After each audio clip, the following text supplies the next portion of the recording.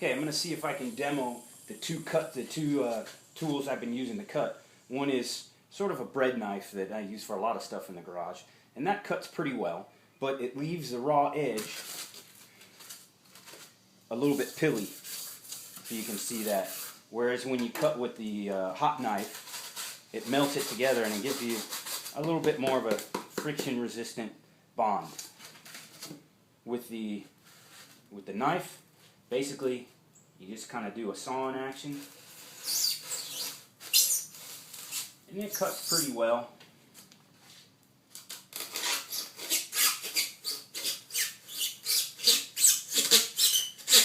Got to support the styrofoam underneath. You can cut the angle. Okay, so that was with the knife. Now with this guy, you let the blade itself, you can see it starts off pretty quick, but then it'll slow down, and you just let that hot wire set the rate of cutting. And there you have it. So you can see that that's not a bad cut, but it'll shed a little bit. You get some melted plastic hairs off of this, but that is a little bit better of a surface to work with, which I like. Let's see if I can get this. I'm just going to take the blade, get the angle that I want started, and here we go. And I'm just letting the heat of the knife determine how fast I'm cutting. This is not the best setup, but I'm trying to keep it all on camera so you can see what I'm doing.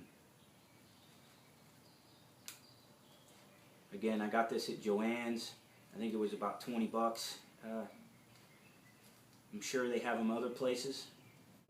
But this first one that we just cut, basically I'm going to fit it in there, scoot it all the way to the back, and I like it to be a little bit snug. And there we go. Okay, and there's all kinds of little tapers. I don't know if you can see this angle here. Sometimes you just got to work around them. There's quite a bit of tapers, and it's not just like putting Lego blocks in. But that's basically what I'm doing. Some of the pieces are pretty tricky. You can see I've marked out here this piece that I've cut out with the hot knife. This relief cutout for where the foothold comes out.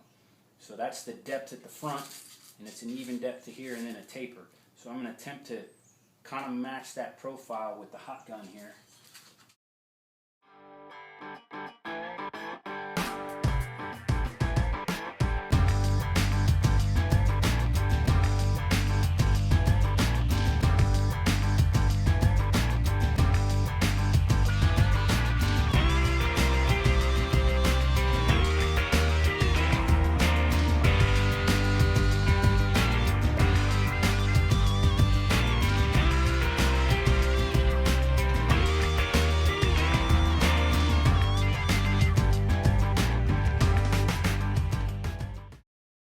See if we can view putting it in.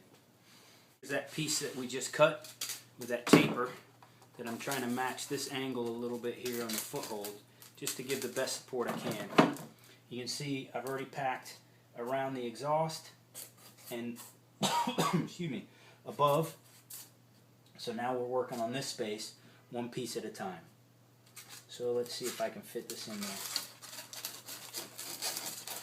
And I'm putting a little pressure on it. Try not to bugger it up too much. And there we go. That piece is in. I've cut another piece that fits down in here. Okay. So that's going to fit right up in here. And I've checked it so it's not getting in the way of the foothold fitting in. The next piece slides in.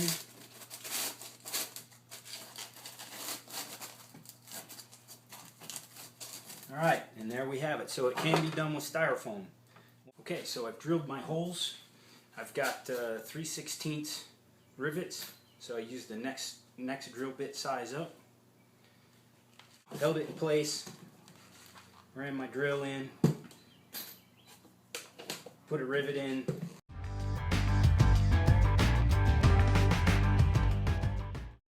rivets, and then I'll have to put a clamp out here on the end. Okay, so the next step is to mix up the epoxy. Here we are with the foothold in, and basically what I did was mixed up some epoxy with Cabasil, made it real paste-like, and mushed that on all the surfaces that were going to go in. So looking at the other foothold, I had Cabasil epoxy down this surface, all across here, all across there, and then all across here, and then up onto the last couple inches of the flat area here. Basically, you want to leave it a little bit higher so as you rivet it down, it mushes out and makes a good bond. Okay, so I've got this second foothold ready to go in. I've sanded everything down, roughed it up good with 80 grit. Then I vacuumed up and cleaned it with solvent, made sure that dried. I've already drilled and got the rivets all ready to go to hold it in place. I've mixed up my epoxy and Cabasil, and I'm going to attempt to video buttering this up to put it in.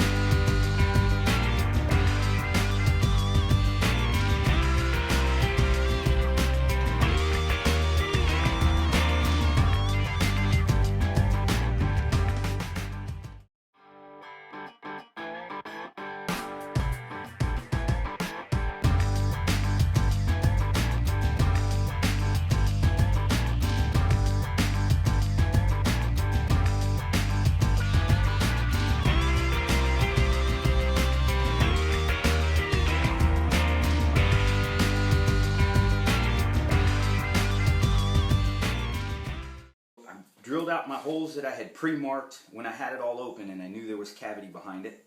I tried to give it a pretty good size hole so that I can pour, it's big enough to pour through. I double checked that there's a cavity in there. Sure enough there is. I have my blocking all set. I'm going to set these two pieces after we pour in. I'm going to set this piece of wood on and block it. You can do tape, but the foam expands pretty good and may push the tape up off. But I want to really block this hole to get it to expand through all the cavities here. Let's give it a go and see what happens here. Okay, where's my time? Right there. Fairly viscous stuff. You want to mix it really good because if you don't, it won't expand right.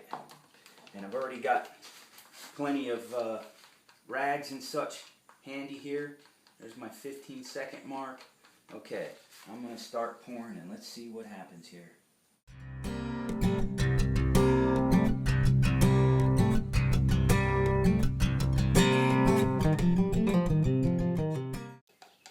So it's supposed to reach full expansion after 30 minutes, so I note my time here, and in 30 minutes we'll come back and see how we're doing.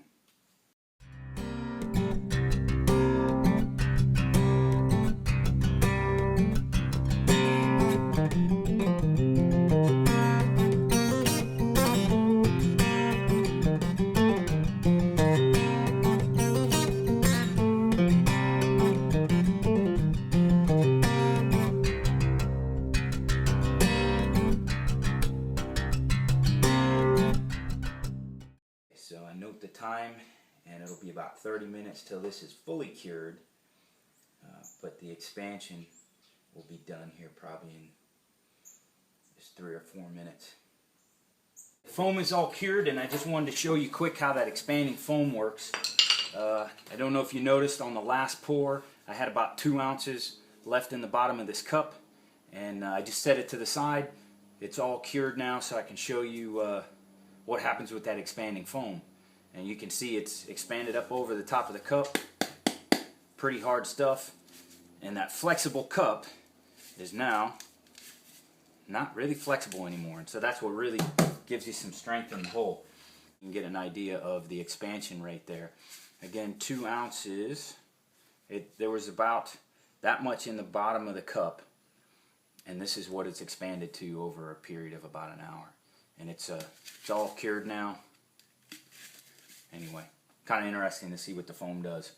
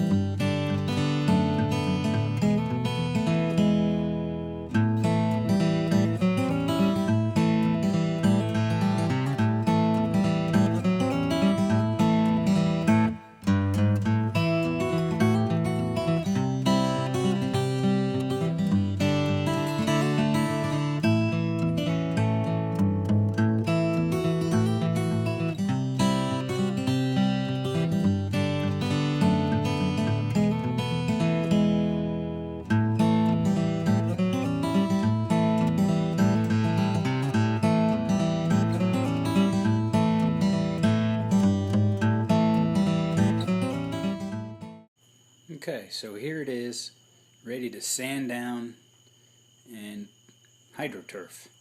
So I got the Kevlar tape along the seams of the footholds there,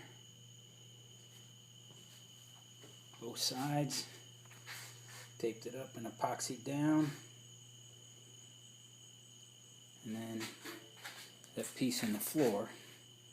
And the key thing I was after in doing this is to get an overlap on all seams.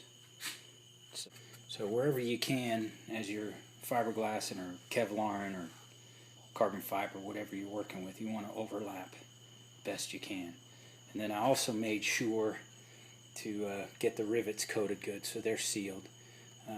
That one is the only one that didn't get covered up. All the others got covered up by Kevlar. But you do need to be careful. You can see in this one there's the pin in the middle still. Usually that pin comes out. Camera won't focus that close. So you got to be careful as you're putting epoxy over it. It will tend to drip in and you'll get little bubbles coming up, and depending on the timing sometimes that can be open, and so you didn't really get it sealed up. So you want to ensure you get all those sealed. So really all I got to do left now is take the high points off and scuff it real good, and then we're ready to put hydroturf on. Okay, so there's the hydroturf over the footholds we put in. Came out alright. I got a couple of errors, like you can see down in the corner there. I got a little bit. Hardest thing is figuring out where to run this seam so that it doesn't flake too easy, and then getting up into the footwell without touching the other side once you got adhesive applied to everything is pretty tough, but we made it work. Came out alright. So we got the exhaust in and resealed. We got new foam in. We got the footholds or footwells in. We got new sealant on the exhaust there and the tubes there. And as I talked about in the other video, I got the reinforcement done on the bottom and the sides. The reinforcement underneath the pole mount is all complete. So that about wraps it up.